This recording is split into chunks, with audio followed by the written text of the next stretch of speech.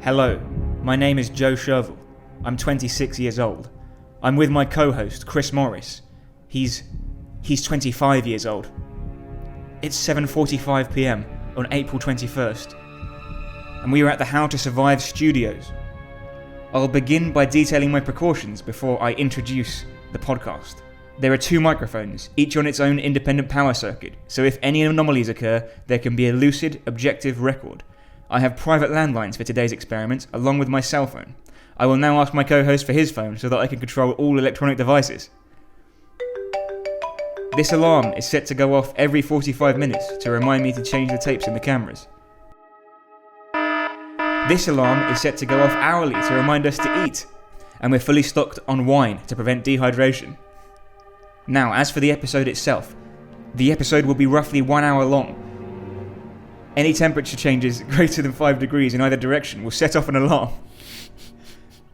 A third precaution is also in place, but I'll get to that in a few minutes. So, the purpose of today's experiment is to prove that the movie Oculus from 2013 is both predictable and survivable. There's no scientific equivalent for the word popular, so we'll just say that this movie is on Amazon and has been viewed at least 2 times in the last 1 week. Can I just stop you for a second? What's up? Can we just get on with the podcast? Sure. Hello again. You must be hungry.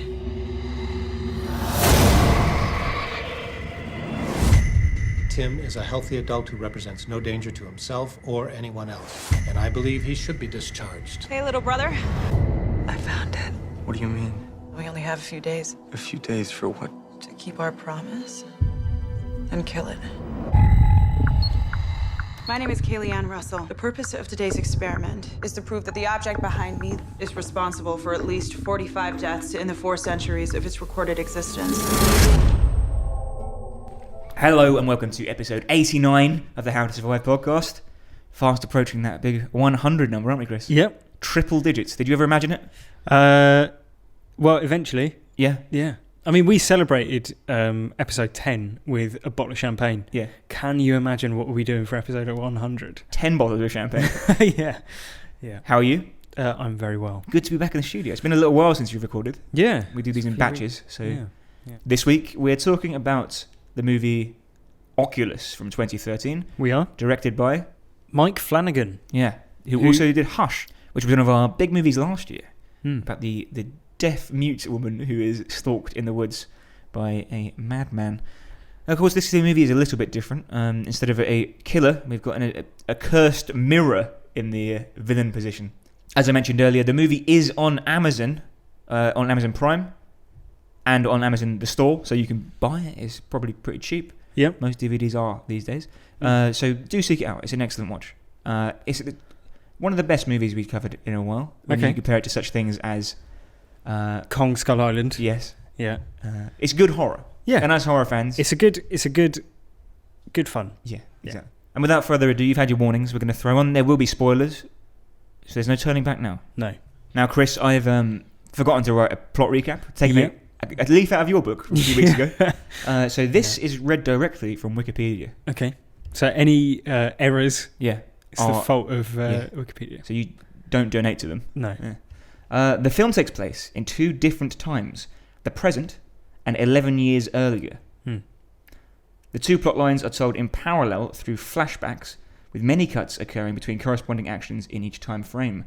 In 2002, software engineer Alan Russell moved into a new house with his wife Marie, 10-year-old son Tim, and 12-year-old daughter Kaylie. Alan purchases an antique mirror to decorate his office. Unbeknownst to them, the mirror supernaturally induces hallucinations. Marie is haunted by visions of her own body decaying, while Alan is seduced by a ghostly woman named Marisol, who has mirrors in place of eyes. Over time, the parents become psychotic. Alan increasingly isolates himself in his office, and Marie becomes withdrawn and paranoid. All of the plants in the house die, and the family dog disappears after being shut in the office with the mirror. After Kaylie sees Alan with Marisol, she tells her mother, and the parents fight. One night, Marie sees her reflection in the mirror and sees herself bleeding from an old scar. She goes insane and attempts to kill her children, but Alan overpowers her and locks her away, telling the children that she is unwell. When the family runs out of food, the children realise that their father is under the influence of the mirror. So Kaylie goes to seek help from their mother and finds her chained to the wall and acting like an animal. Kaylie and Tim try going to their neighbours for help, but the neighbours disbelieve their stories. When Kaylie attempts to use the phone, she discovers that all of her phone calls are answered by the same man. One night, Alan unchains Marie and both parents attack the children. Marie briefly comes to her senses, only to be shot dead by Alan. The children try to destroy the mirror with golf clubs, but the mirror tricks them, making them believe that they're hitting the mirror when they're actually hitting the wall. Alan corners the children in his office, but also experiences a moment of lucidity. He kills himself by taking the gun Tim is pointing at him and forcing Tim's finger against the trigger. Before dying, he begs the children to run, but Marisol and various other victims of the mirror appear as horrific ghosts. The police arrive and take Tim into custody. Before the siblings are separated, they promise to reunite as adults and destroy the mirror. As Tim is taken away in the back of a squad car, he sees the ghost of his parents watching him from the house. 11 years later, Tim is discharged from a psychiatric hospital, having come to believe that there were no supernatural events involved in his parents' deaths. Kaylie, meanwhile, has spent most of her young adulthood researching the history of the mirror. Using her position as an employee of an auction house, Kaylie obtains access to the mirror and has it transported to the family home, where she places it in a room filled with surveillance cameras and a kill switch, an anchor weighted to the ceiling and set to a timer. As an aside here, the way the kill switch works is that it's on a timer, and the idea is if they die, then the kill switch will be activated and the anchor will smash the mirror like automatically. Because as we've seen, people can't break it themselves because the mirror just tricks them. Kaylie intends to destroy the mirror, but first wants to document its powers, proving Tim's innocence. After Kaylie presents her research about deaths associated with the presence of the mirror, Tim attempts to convince her that she's mistaking correlation and causation in an attempt to blame their parents' deaths on a supernatural force. The siblings argue, and while perceiving no gaps in their conversation, they notice the houseplants begin to wilt. Upon reviewing the camera footage, they see themselves performing actions they have no memory of, like kind of rearranging the room, moving the cameras, moving the plants, things like that. Tim finally accepts that the mirror has some diabolical power and attempts to escape the house with Kaylie, only for the pair to be repeatedly drawn back in by the mirror's influence. They try to call the police, but they're only able to reach the same voice who spoke to them on the phone as children. Seeing a hallucination of her deceased mother, Kaylie stabs it in the neck with a plate shard, only to realise that she just stabbed her fiancé who arrived to check on them. That's the first mention in this recap of the fiancé, and he's as incidental as that would suggest. Yes. Kaylie is convinced that she is suffering another hallucination because she is unable to see the plate shards through her phone camera. No plate implies no stabbing. However, when she looks at the corpse through her phone camera, she continues to see her fiancé and is then convinced that she did kill him. Well, it seems to imply that the shard that she's actually holding is from a plant pot. And so she thinks it's from a plate and therefore she couldn't be holding it, but... Exactly. It's complicated. It is. When you're watching it, you're kind of like, what? We'll get onto that. Okay. Tim finally activates the kill switch, only realising after the anger has descended that Kaylie stood in its path, and he's killed her. The police arrive and arrest the hysterical Tim, just as they arrested him when he was younger. As both a boy and an adult, Tim claims the mirror is responsible. As he's taken away, the older Tim sees Kaylie's ghost standing in the house with their parents. And that makes it seem like a chronological story, but it isn't quite like that. Both those could be like 2 45-minute scenarios, but they're told like interspersed, so you end up getting the story together, and it's quite good parallelism. And it's quite well intercut as well, because often you'll see Kaylie or Tim actually watching their younger selves, and it's not clear whether it's the mirror projecting a hallucination or just a memory or whatever. And it's quite a neat visual way of doing it, and it's quite uncanny to watch as the audio. It's quite unsettling to watch, and a good way of doing it. Yeah, exactly. And you're not sure, like, say Kaylie will walk upstairs as adult Kaylie and reach the top of the stairs as child Kaylie, and you're not sure whether like she's reliving her memory or whether it's just a flashback. And you know, she'll suddenly be holding the hand of the young version of Tim, and you know, it's all very smoothly intercut, and it works very well, I would say. Yeah. And now what I found, and the Wikipedia description we just gave, Yeah. kind of makes it seem like from the start, it's clear that the mirror is behind it all, in whatever way. But that's not how I read it. I think it's a lot more ambiguous than that. Okay. It's in the same vein for me as things like The Babadook, Right. The Witch to an extent, Mm-hmm. Under the Shadow, which we covered a few weeks back, as like, because there's like a high hysteria to it. You're not sure whether the characters are experiencing mental illness and the hallucinations are to do with that, or whether the mirror is really behind it all. Yeah. Now, I think it's fair to read it as the mirror is behind it all because it's a horror movie. But equally, the real horror here is like the fact that the parents are like really neglectful and abusive because of like the mental illness they're experiencing. Whether that's hallucinations brought on by the mirror or whether they're just losing their minds, it's just like unpleasant watching. Yeah, definitely. Yeah, and like the Babadook and things like that, it marries the sort of real life mental health drama and twists it into a supernatural thing quite well. I think. Like if you took away the spooky music and like the mirror parts and just had the scenes where the dad's like shouting at them, calling them like snot-nosed kids and like berating them, that would be a horrible watch. Yeah, it would be like a horror in a different kind of horror, Yeah.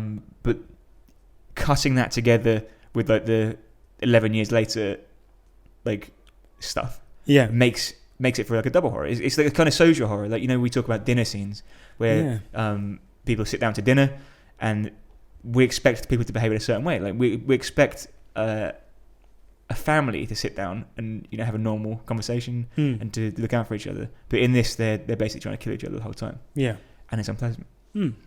Speaking of dinner scenes, one iconic moment in the film is where Kaylee's eating an apple. Yeah. Now she's also screwing in light bulbs at the same time, and you can probably see where this is going if you haven't seen the film. She ends up biting into a light bulb thinking it's an apple. Well, she's made she's made to hallucinate that she's picking up the apple when she's picking up the light bulb. It's not just that she accidentally picks up the wrong thing. It is the mirror's influence, exactly, implicitly anyway. But if it were the mirror, there's two questions it raises for me. One, why didn't the mirror make her think that the light bulb was an apple and then she'd eat the light bulb? Well, as in, why didn't it go all the way through with it? Yeah, exactly. Well, it made her think she'd done it. Why not just make her do it? Yeah, well, that's right. Yeah, she bites into it and then she's got like blood in her mouth and it's quite horrible to watch. Yes. And then it turns out that she hasn't even done it and she's been hallucinating the whole thing. Yeah, exactly. Yeah, you are right. I mean, maybe that requires a level of influence that's at that point beyond the mirror. Yeah. I don't know. But that brings me to my second question about this, which raises further issues. So I understand that because the mirror is something you look at, right? And the movie's called Oculus. The idea is that it can influence what you see. Yeah. And there's a scene where like the father is trying to get a plaster off his finger, which is stuck fast, like a Band-Aid. Yeah. And he pulls it off with pliers, but it turns out that there's no plaster there and he ends up ripping his nail out. Yeah. Which is painful to watch. But he realises immediately because it hurts. But he sort of realises and winces and then it's like he slackens again and he's like back under the influence of the mirror. Yeah. So maybe that's like the mirror's like flexing its muscles. So it's like seeing how far it can go. And then he realises, that much pain will snap him out of it. Yeah. So I better not do that. But so he does experience the pain. But when Kaylee bites into the apple, she's experiencing pain as well because she's got glass in her mouth. It's hallucinatory pain. Yeah, so it goes further than just like hallucinations into full I mean, it's still a hallucination, I guess, if it's pain, like a sensory hallucination. It's a brain. It's a brainwave, isn't it? That's not real. So so I see what you mean though. Like in that moment, she's tangibly feeling the pain, but then you have dreams where you think you feel pain and all that sort of thing. I think, don't you? Like, I guess you get the sensation of falling and all that sort of stuff. Yeah, that's true. Yeah, I mean, like, you haven't really said whether or not you enjoyed the film. I'm getting the impression that you did. I thought it's one of the better films we've covered in a while, and particularly of the haunting genre. So we've done a few of these now. We did 13 Ghosts, which was diabolically bad. Yeah. We've done Under the Shadow, which was actually good. But, I mean... Babadook, Lights Out. Yeah. And The Ring. And, say, Blair Witch, even. Yeah. They all have that, which we've called it on the podcast before, the feel of like my first horror movie. Yeah. And I think this movie does that to an extent as well. It's a little more mature than some of the others, and a lot better made, I think. Mm-hmm. From a storytelling perspective, it's a lot more sophisticated, I think, than say Lights Out, which it relied just on like a very basic story where you see the ending coming a mile off. You see every sort of beat is pretty well laid out. Yeah. Whereas this has a genuine twist to it. Well, it's interesting that you compare the two because both of them are based on short horror movies that were made by the same director. Oh, really? Yeah. So Lights Out, of course, is a quite famous horror short that got converted into a full movie. Mm-hmm. And I would argue that with that, it has like a central conceit that works really well across a 3-minute horror short and less well over a 90-minute movie. Yeah. Whereas this, I think a lot of the time that Mike Flanagan, who wrote and directed it, a lot of the time that he spent when developing the film was trying to figure out how to make the central conceit that there's a mirror that makes you see things into a fully fledged 100-minute movie. And I think the turning point for him in that process was figuring out the dual timeline thing, right? And I think it works really well because it's like it's sort of like unreliable narration, isn't it? Yeah, but exactly, all the way through. And as I've said before, I'm a big fan of films whose form emulates a part of the film's themes or the narrative or whatever. And in this, you can't, as we said earlier, it's difficult to tell the boundaries between flashbacks, memories, hallucinations, and as it is for the characters in the film. Yeah. So I think that all works really well. It's a very finely tuned film in that respect. Yeah, I agree with that. It's sophisticated, I'd say. Yeah.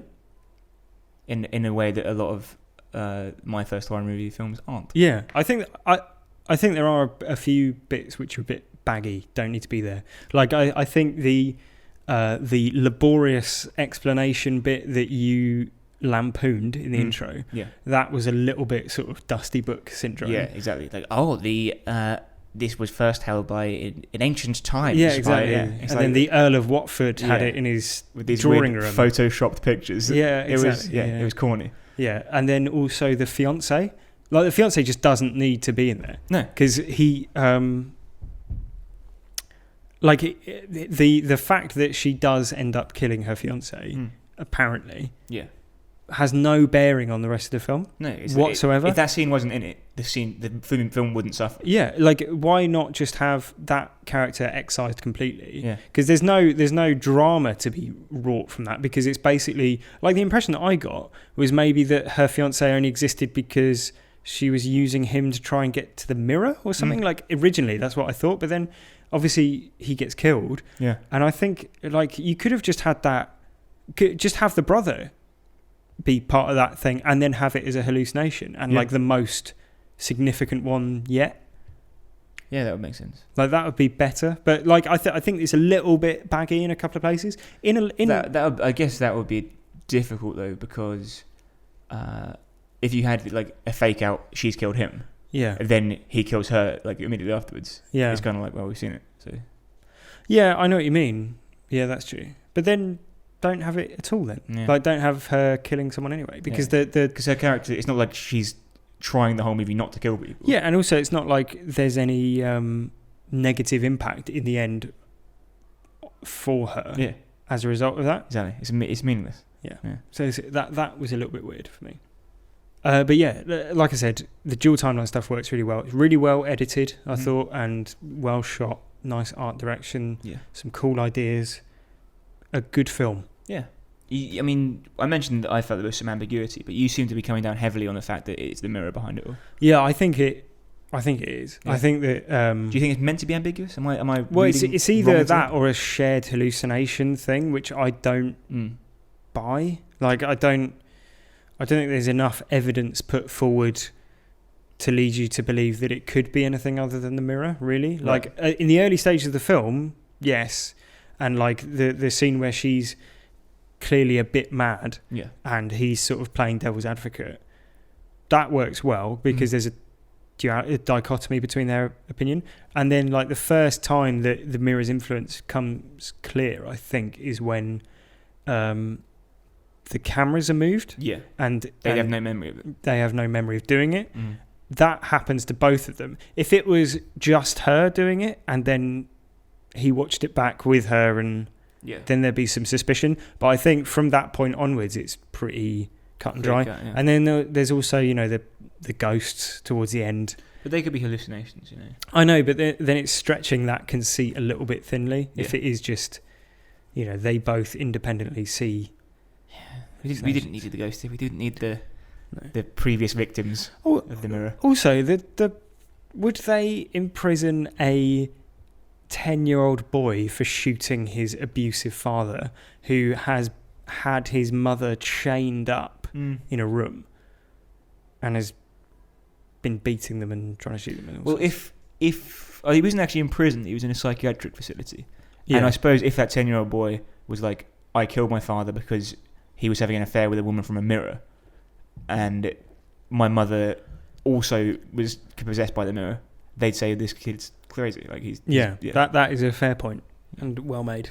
Thing is it a genre piece? Do you think haunted house genre?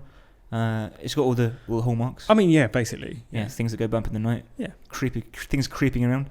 It's a stark comparison for 13 Ghosts, which if you haven't heard our podcast on that, very similar, but in a much better execution. Yeah. Similar idea with a much better execution. Yeah. If you haven't heard our podcast, then go back and listen. You don't need to see the film because it's genuinely appalling. Yeah, it's offensively bad.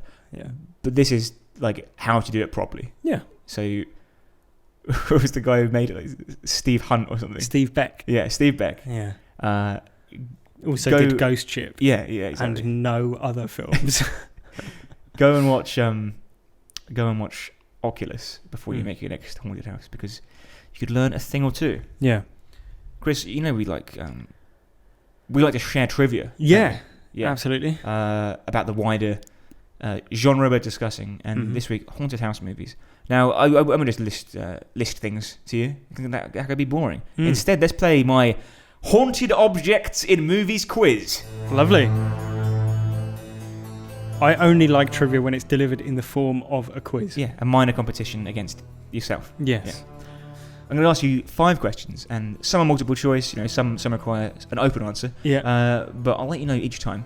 Thanks. And let's see how you do. Okay. Let's test your knowledge of haunted house movies. Let's do it. I'm ready. Which movie features a haunted laundry press which kills anyone who comes near it, eventually becoming sentient and mobile? Is it A, The Mangler, B, Laundro Murder, like laundromat, right? It's spelled that way, Laundro Murder. Okay. Or C, The Pressing Issue. It's got. I really hope it's The Mangler. It is The Mangler. Good. Thank God. Thank God you came up with the other two. Good. Well, 100% so far. It's about to get interesting, Chris. How many haunted doll movies have there been? Okay. Ever? Ever. Right. Is this an open-ended question then? Yep. You have to give me the exact number, please. Well, Chucky, Annabelle, both franchises. The Boy, I think, was a haunted doll movie. And then I'd imagine there's been loads of rubbish ones. I'm going to go with 117. There'll now be a brief intermission where I count them.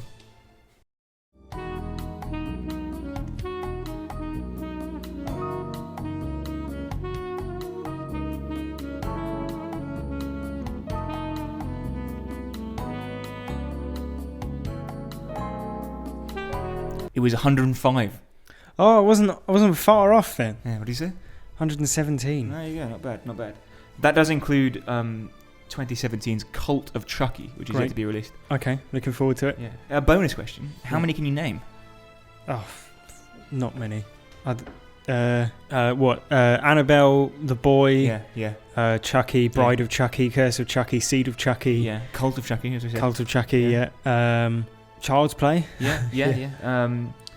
You're forgetting, of course, Shake, Rattle and Roll 12. Yeah, I am. Yeah. Das Clown. Yeah. Okay. Dangerous Worry Dolls. Right. When Puppets and Dolls Attack. Great. Looking forward to Puppet and Dolls season on How to Survive coming up soon. Pinocchio's Revenge, of course. It's a whole huge gamut. Spectrum, yeah. Surprisingly, Small Soldiers not in there. Right. Was that they weren't haunted. They were military technology that had gone wrong. So. Okay. Yeah, great. Krampus is there though. Didn't get that, did you? Oh yeah. That was one of our favourite movies of 2015. Because we'd done about 10 back then. It's in our top 10. And that's question 2 out of the way. Okay. Question 3. Mm-hmm. So that's 1 out of 2 so far. Okay. In the Amityville Horror Part 4, The Evil Escapes. Right. The presence that possessed the home in Amityville is passed on to a new property through which object? Is it A, a haunted rug, B, a haunted wardrobe, or C, a haunted lamp? A haunted wardrobe? Is wrong. It was C, a haunted lamp. A haunted lamp? Yeah. Wow. It was, after all that, it was a floor lamp. Okay. Yeah, like uplighter sort of vibe? Yeah. All right. In The Ring, Terror's Realm, the 2000 Dreamcast game, okay. Meg Rainman, a newly hired researcher at the Centre for Disease Control, begins investigating 4 mysterious deaths. What killed them, Chris? What force killed them? Was it A, a haunted videotape, B, a haunted computer virus, or C, a haunted MP3 file? Oh, God. A haunted computer virus. Is correct. Nice. Yeah. Oh, my God. Right. Is it Samara? Is Samara responsible? I looked through the character list. Yeah. Samara wasn't there. Right. But we did have Meg Rainman, who's the game's protagonist and main character, takes Robert's position at the CDC after he dies at the start of the game. Right. You've also got Robert, researcher at the CDC, was working on the Ring virus before he and 3 other colleagues died on the same day. And then you've got Lucino, the CDC security chief, has 6 piercings, 2 on both ears and 1 on the nose and left eye. So that's a good bio for a video game character. Exactly, yeah. Important information. All right, final question. You're 2 for 4 at the moment, so it's half. Yeah. This is the tiebreaker. Half right.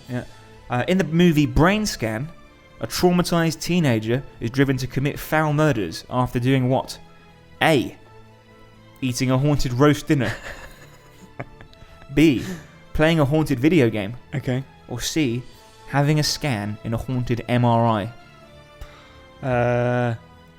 What is it called again? Sorry, the film? The movie is Brain Scan.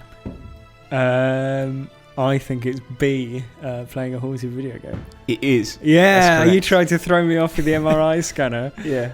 But no, that was too obvious. 3 out of 5, that's good. Yeah. Looking forward to covering Brain Scan. The Amityville Horror Part 4. Yeah. Mate. You alright? Yeah. I mean, you seem genuinely concerned, but what I was sighing about was the fact that there's a Dreamcast game in the Ring franchise. Should we get it? Yeah. Start a new Do a podcast. Let's Play. Yeah. So what do we know, Chris, about the Lasser glass, which is the name of the mirror? Well, I'll tell you one thing that we don't know is why it's doing this. Yeah. It could be a demon, it could be the devil. Yeah. Well, I was saying, like, is it a possessed object or is it just some part of, it's like when they make the ring in Lord of the Rings, like it's in the object's nature that it's a evil. bad thing. It's just evil. Yeah. It's been imbued with some power itself. It's a tough one, isn't it? Do you think you could exercise whatever force is in it? Exercise as in like go for a run? Yeah, exactly. Yeah. Maybe. Yeah. If you put a treadmill under the maybe that's what it is. Just pent up energy that needs to burn off. Yeah. Why not? Exercise. I think you maybe could. I think they maybe tried that though, didn't they?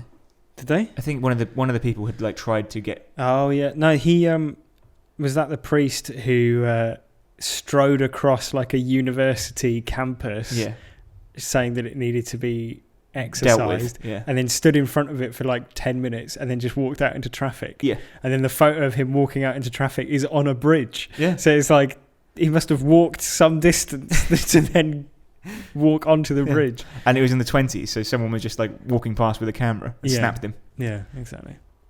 And there's a car on the road going fast enough. Great. Yep. Other than that though, great film. Well, another thing we don't know is whether the mirror's effects are psychological only, or if they're ever objective.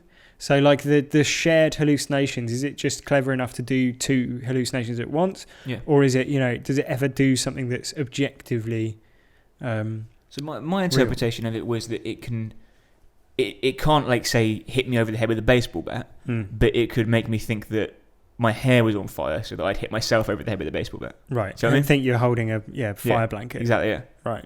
But then if that's only psychological, if it can only manipulate people's thoughts or whatever, then how does it eat plants or dogs? Yeah. And also, if that is the case, just sort of segging into How to Survive. Yeah. If that is the case, then why don't they just set up the cameras and then leave? Yeah. Why do they need to be there? Like, if they say in the film that it's got like a radius of influence. Sure. And so why don't they just set everything up and then just get out of that radius? You can even live stream. Like nowadays, and in fact in 2013, you can live stream cameras either via cables or digitally to a remote location with ease. To anywhere, to literally any device. Yeah, with exactly. connection, Broadcast it. Yeah, Facebook Live nowadays. Yeah. Or Twitch or YouTube Live or whatever. Yeah. Like any of those platforms, you can just stream this video of the mirror slowly getting more and more frustrated and starving. Yeah. Do you think the mirror is a bit smarter than that, though? Do you think it would just be like, I'll hold on? Yeah, but it's got the you've got the dead man switch as well. That's true. So you could just set that and then leave. Oh, and then like release it remotely. Well, it's a dead man switch, isn't it? Yeah. So it's on a mechanical timer, which it's implied the mirror has no control over. So you could just switch it on, leave, watch remotely. It smashes the mirror. Job done. Problem is though, once you're in its like realm of influence, it wouldn't let you leave. Exactly. You think, oh, I'm in the car on the way home, but you're actually sat like next to it. Right. With your head resting in the path of the blade. Like putting knives in your eyes. Yeah. I see, yeah. So what you need is someone... This isn't my How to Survive, it's just I'm riffing off what we're talking about. Yeah, someone to be sat in the house opposite. Yeah. Which we're fairly sure is safe. Yeah. And you've got a rope wrapped around you. Yes, exactly. And they're on a winch. Yeah. That is mechanically timed. Yeah. To pull you out. So you set the winch to like 25 minutes and the kill switch thing to 30 minutes. Yeah. And so whatever happens, you'll be out of the room 30 minutes before, 5 minutes before before the kill switch. Yeah. So you'll be out of its influence and out of danger. The problem is if you've got a rope wrapped around you, is it just going to make you cut that? Yeah, exactly. Or strangle yourself with it, Maybe it needs like a thing that's locked with a padlock that only the person in the house has a key to. And the safety house, you mean? Yeah. And then that way, even if you try and break you try and pull it apart with your hands or whatever, you're not going to be able to. Yeah. Well, here's another idea. And this is, it's not one I've written down. It kind of riffs off one I've written down. Throw it into a volcano is what I wrote down. Right. Okay. Yeah. Walk across Mordor with it and chuck it into. Imagine if Lord of the Rings was exactly the same, but instead of a ring, it was a giant mirror. Yeah, a full-size, person-sized mirror. Yeah, and the hobbits have got to carry it. That'd be good. It would be good, better. But a little better than that though. Take it out to any field, there's desert, anything like that. And I say to my fiance, because the brother doesn't need to be involved in this. Like he suffered enough. Yeah. Like if it was me, for instance, I wouldn't necessarily involve my siblings. I'd say, Chris, you're a friend of mine. I need to destroy this mirror, and you'd say that's odd. And I'd say, look, fine, I'll pay you £100, whatever. Yeah. A day's work. And you'd say, fine. So look, I'm going to put the mirror, like in the middle of this field, and you stand like 500 yards away. Yeah. You'd be able to see it well enough. And then what you want to do now is shoot at it with this like rifle. When I get to safety. So I'm outside of the.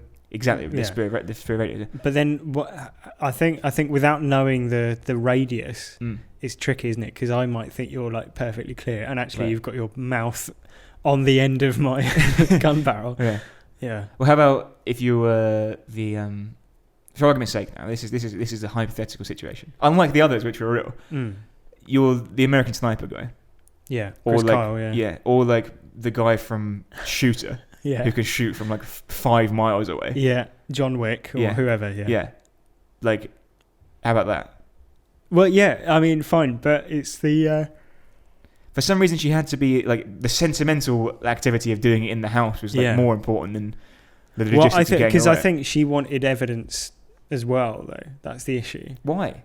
Because I presume that it's to out it for the world, but also maybe it's to, prove that her destroying it was justified, so she doesn't get sent to prison for damaging a priceless artifact. Yeah. Although, I mean, what I would say is suck it up. Like, if you think that this is like a demonic force or whatever, then presumably this is like the most important thing that you can do with your life. Do you know what I mean? Like, you've seen the destruction that it can bring.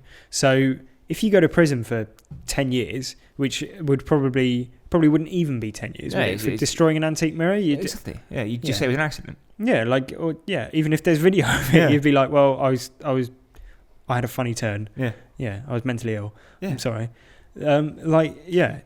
It's surely worth that time expenditure to get one over on the thing that killed your parents. Yeah, exactly.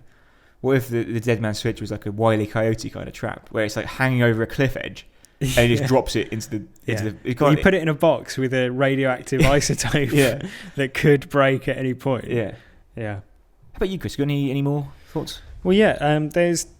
I find in films like this, there's always a moment where they seem to sort of, try and get one up on whatever force it is, and they do it like based on, like the belief that it's playing by some sort of rule set that you can comprehend as a human.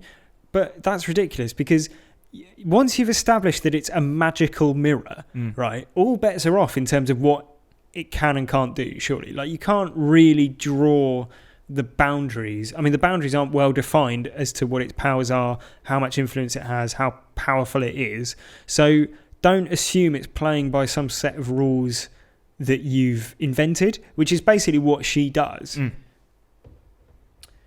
And it seems like it's very reckless to take on like this eldritch horror entity that you've established is like a generation spanning demonic force, evil force. About which you know very little, despite all your research. Other than the fact that it's really destructive. Yeah, she seems really confident that she's basically outmaneuvered it with her like really intricate setup. But that obviously proves to be folly, doesn't it? Because she dies. She gets a massive spike through her head. Yes. Yeah. Yeah. You can't outsmart the mirror, basically. Yeah. So but I know that that's all well and good saying that after the events of the film. But it's like if an alien came down and,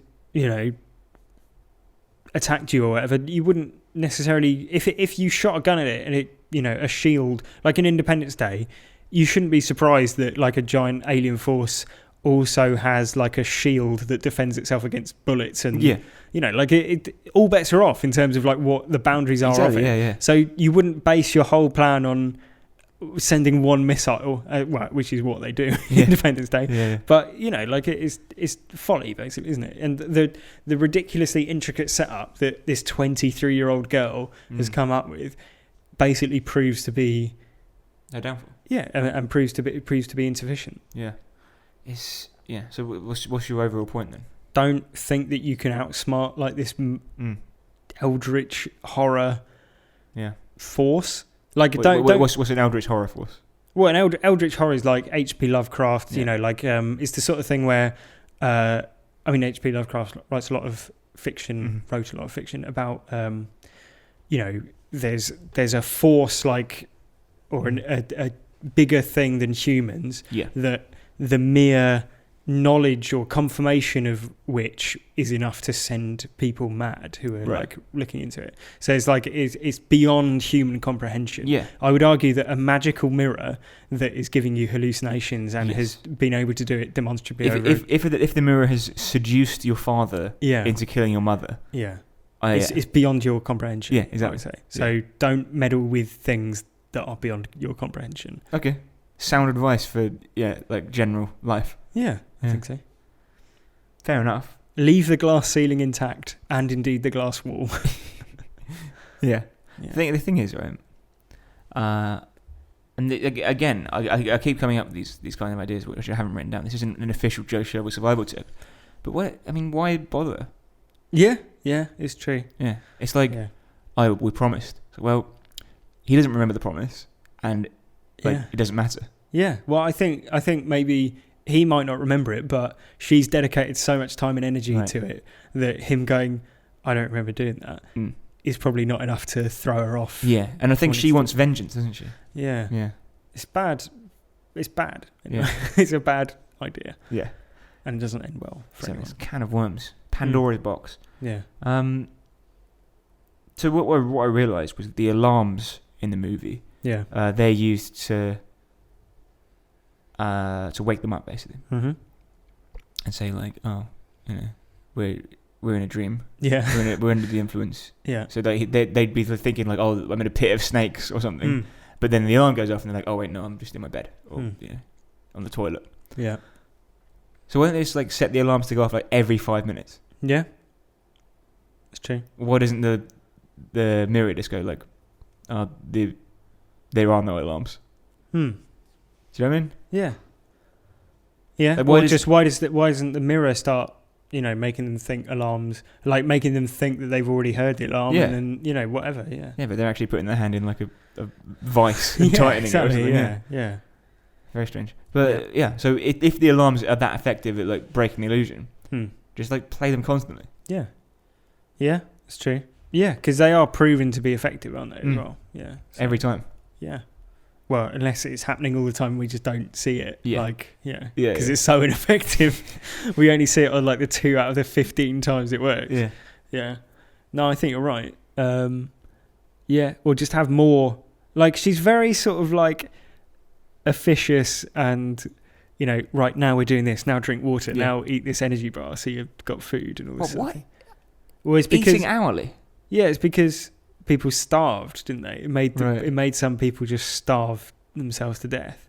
And, like, is drink loads of water because there's that woman who died of dehydration in a bathtub. Right, yeah. Yeah. My final thought for the day. Yeah.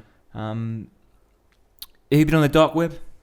No. You familiar with it? Familiar with the concept. Yeah, deep web, dark web. Probably in a sort of very BBC, like, the dark web is something that, like, whatever. Yeah.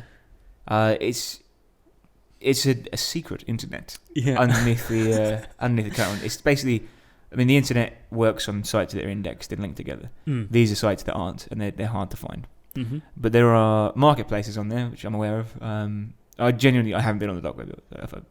So if you're listening, please. Anyway, you can go on the dark web, and you can find pretty much anything illegal. So you can buy drugs, you can buy guns, fake passports, and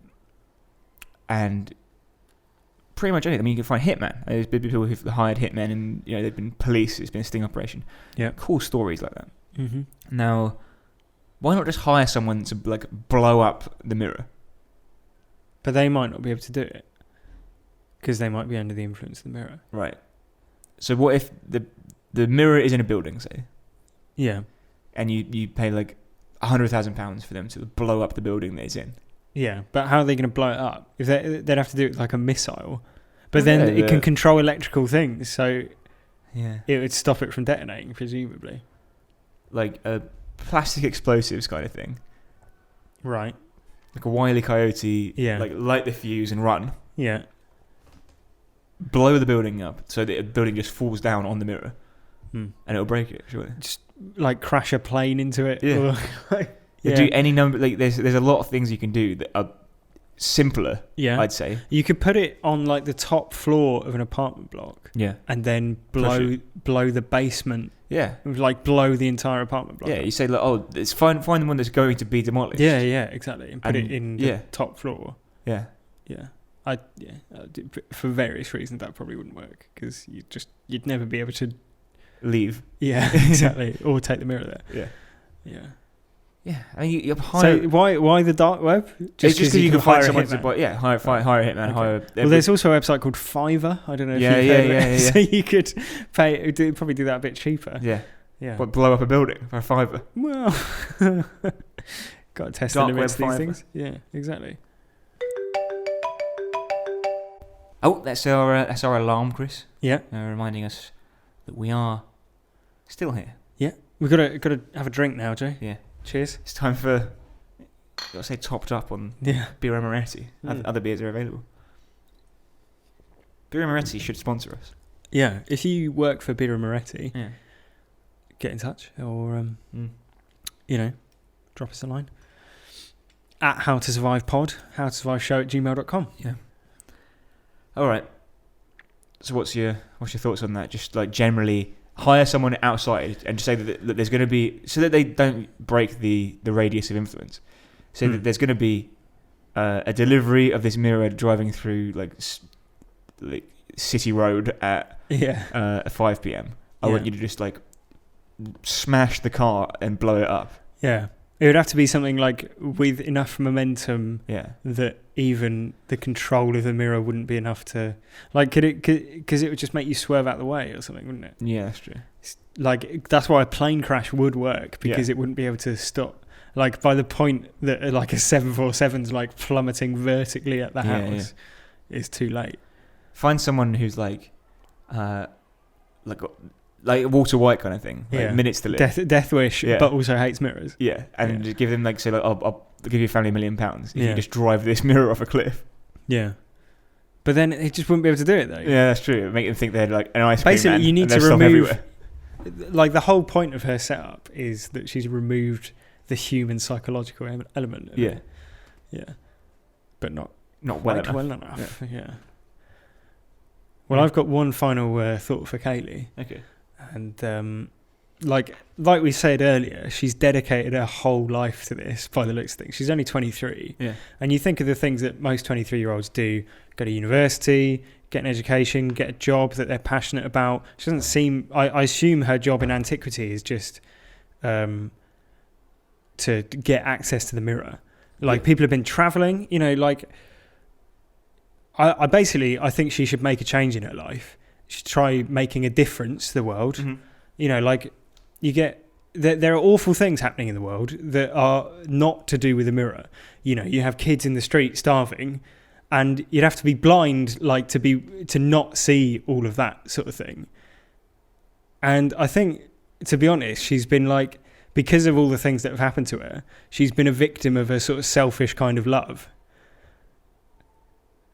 And there's some people with no house and not a nickel to loan, and she could say to her brother when he gets out, that's why I want you to know that I'm looking at the man in the mirror and I'm asking him to change his ways. No message could have been any clearer. Chris has lost his mind. I'm asking you to change your ways. Yeah, I think it's about time. Yeah. Thank you very much for listening to the How to Survive podcast and our review and survival tips for Oculus. Next week is a big one, isn't it? Episode 90. And the episode 90 extravaganza. Yeah, the big 90. Yeah. And what are we doing, Chris? What are we going to do? We're doing... how are we going to celebrate our 90th birthday? Little known film.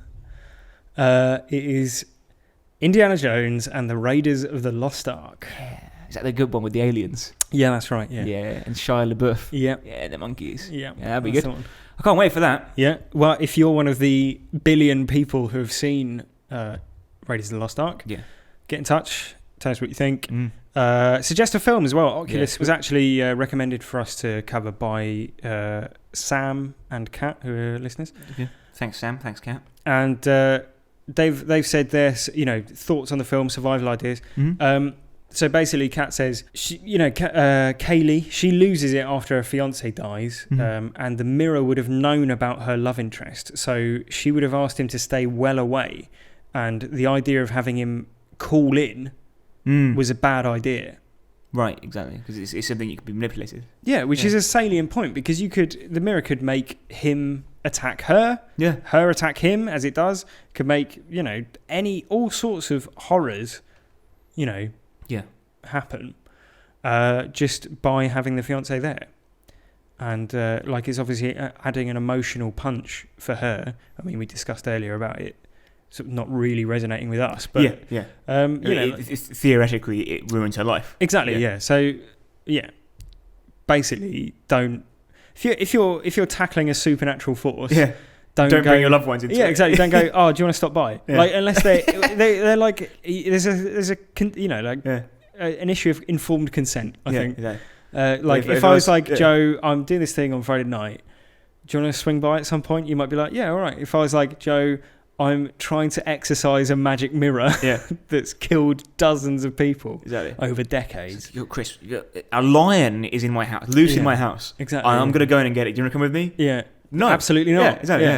Yeah. So, informed consent. Yeah, fair enough. That's a good point. Yeah. So, thank you, Sam and Kat. Yeah. And once again, if you want to recommend any films for us to cover, the email address is HowToSurviveShow@gmail.com.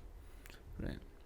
Speaking of that, we've actually had an email in from a guy called Roger, and he's got in touch with us about a movie we covered a few weeks back. And I hope you don't mind throwing back. We often do.